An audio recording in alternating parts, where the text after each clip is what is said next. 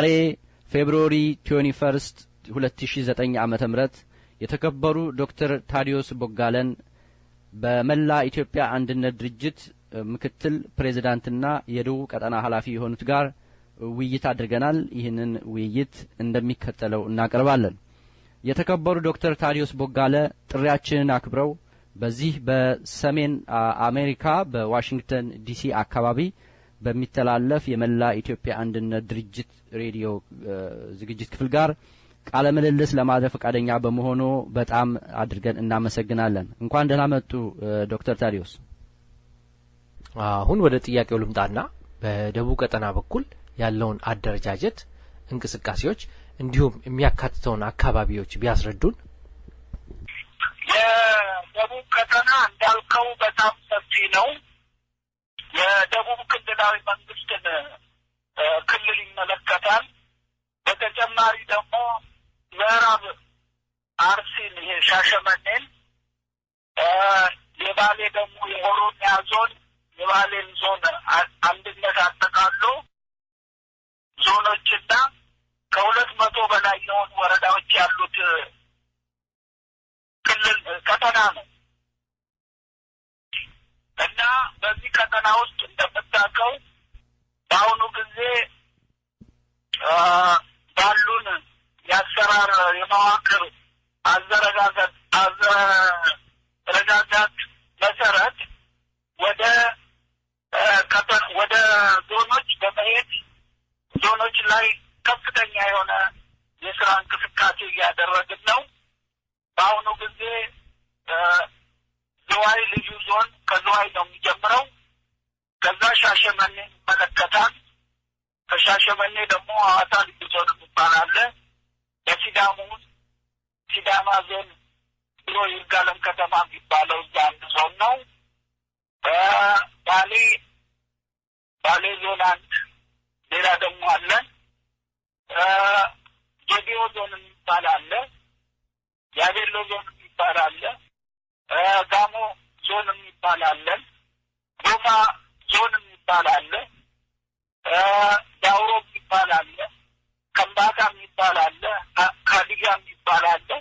እነዚህ ሁሉ በደቡብ ክልል ውስጥ ያሉ ወደ 16 የሚጠጉ ዞኖች ናቸው። በዞኑ ስር ከ200 በላይ የሚሆኑ ወረዳዎች አሉን። እነዚህ ወረዳዎች ውስጥ በአሁኑ ጊዜ አልፎ አልፎ ህዝቡ በራሱ ፍላጎት እየተንቀሳቀሰና ራሱን ችሎ በመደራጀት ላይ ነው ያለው። በአንዳንድ አካባቢዎች ላይ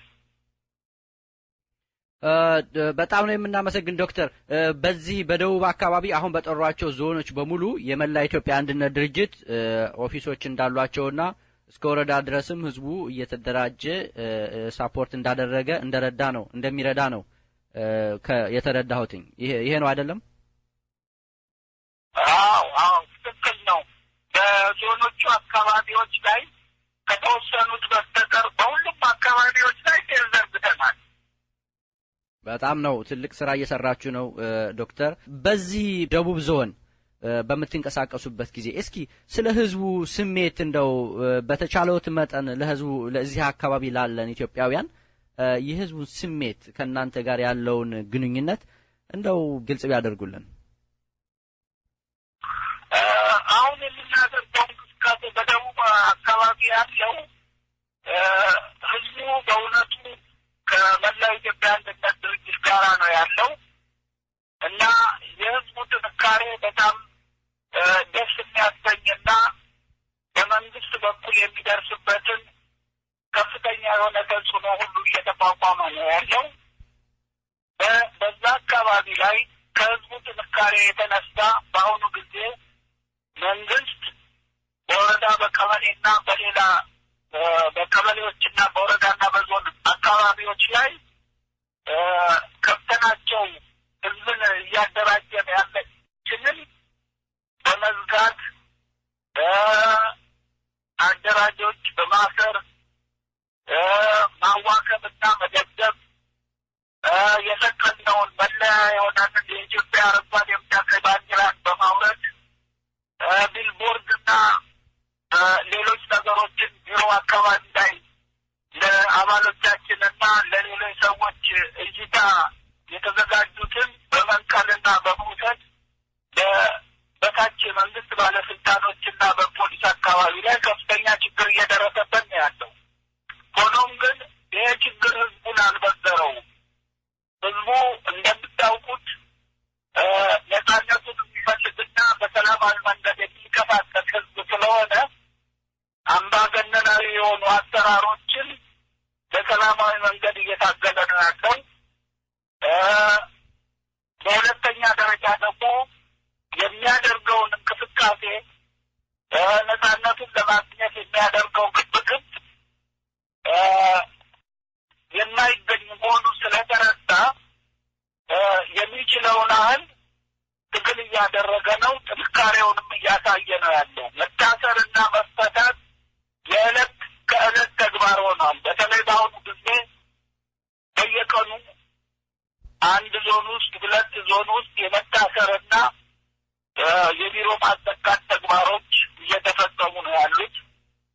ህዝቡ ግን ለምንም ነገር አልበገርም ብሎ ሲያስሩትም እየታሰረ ሲለቁትም ወደ ቢሮ እየተመለሰ አባሎቹን እየሰበሰበ በአንድነት ቆሞ ከፍተኛ ግብግብ እያደረገ ነው ያለው።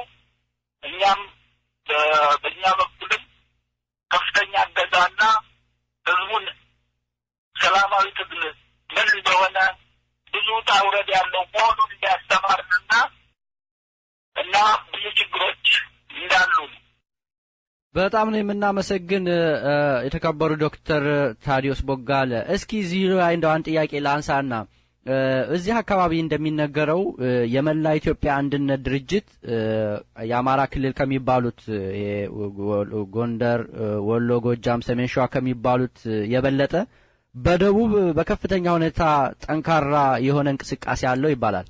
ይህ እንዴት ነው? እስኪ ይሄንን እንደው እንዴት መፍጠር እንደቻላችሁ ምናልባት ግልጽ ቢያደርጉልን። እንደምታውቀው በደቡብ አካባቢ ህዝቡ ኢትዮጵያዊነቱን በከፍተኛ ሁኔታ ነው የሚፈልገው።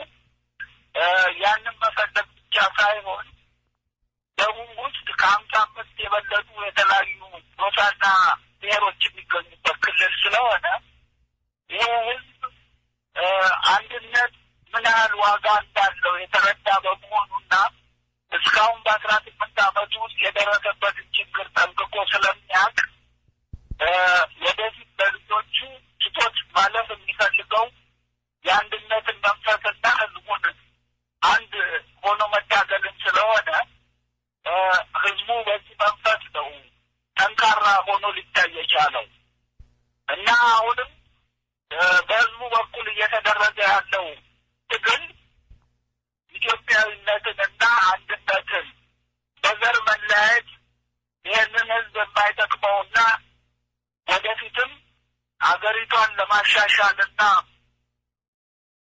በሚደረገው ትግል ውስጥ የህዝብ አንድ መሆን ህዝብ ስለሆነ በዚህ መንፈስ ነው ህዝቡ ልክ ተመካክሮ ወይም ተነግሮት እንደሆነ ከዳር እስከ ዳር በምትሄድበት ጊዜ ያለው የሁሉም አመለካከት የሆኑ ነው ያገኘነው እና ወደፊትም